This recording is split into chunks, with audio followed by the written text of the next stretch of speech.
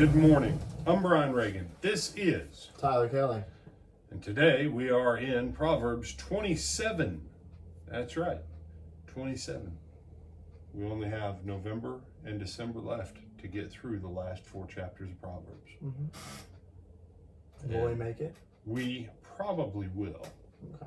As long as the world stands, Lord willing, we will. And with that, we are in 27, 1 and 2. So Tyler, read them. Do not boast about tomorrow, for you do not know what a day may bring forth. Let another man praise you and not your own mouth, a stranger and not your own lips. All right. So verse 2, we'll cover that first. A few days back, a tongue of flattery is deceptive. You can't trust it.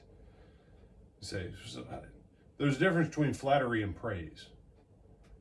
Praise is a demonstrable fact, and it's something that is worthy of recognition. Flattery may or may not be a fact, and flattery may or may not be an actual, objective, verifiable occurrence. And here's what flattery sounds like. Tyler, you're indispensable to this team.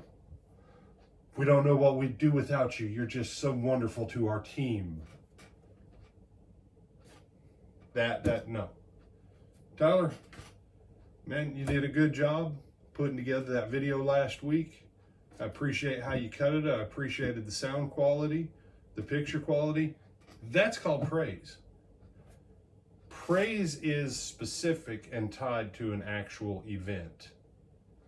Flattery can be too, but praise is something that generally ties to that one person.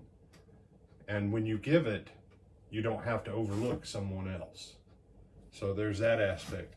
Now, where does verse 1 occur in the New Testament, Tyler? Do you remember? The guy's name in Hebrew is Jacob, but in English, it goes by a totally different name, for whom there was a king that has a Bible that bears his recognition. James. The end of James chapter 4, where he says, don't go say, we'll go here, we'll go there, we'll do this, we'll do that. He says, for you do not know what the morrow may bring. This is what he says. He quotes Proverbs 27:1. And he says, rather you should say, if the Lord wills. If the Lord wills. So avoid arrogance. But brother, you said faith. If God's word says it, I can stand on it in faith. If God's word doesn't say it, I can plan for it as a human, but I may not know for certain whether or not. That's what moves me closer to what God's best will for me is. Okay? Who knows? The Lord may know that he's fixing to raise up a power in that land that would be harmful. And so, the boat that I'd planned on going on, it didn't come into dock on time. It has to be in port for 3 months to get stuff fixed. And all the other ships were booked up. And now I've got to wait on my ticket. Now for the next 90 to 120 days, people would be like, well, God just defeated you in that. It wasn't.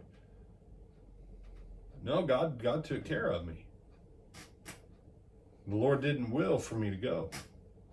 But I can't know that. I mean, Tyler, do you know what Dennis Rodman's basketball partner in North Korea is going to do next week? No. He probably doesn't either. Probably not.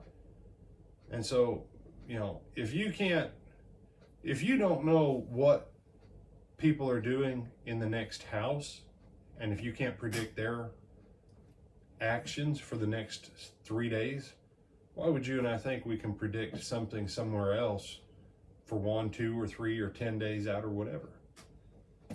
If the Lord wills. If the Lord wills. Make your plans. Make sure they're righteous. Do your best to be faithful in executing them. And then chill out. If the Lord wills. And if it doesn't go that way, just roll with it. Just roll with it. So, any other thoughts? No, sir. All right, with that, I'm Brian Reagan. This is Tyler Kelly. We bid you good afternoon. Well, good morning. And we'll see you tonight. There we go. That's it.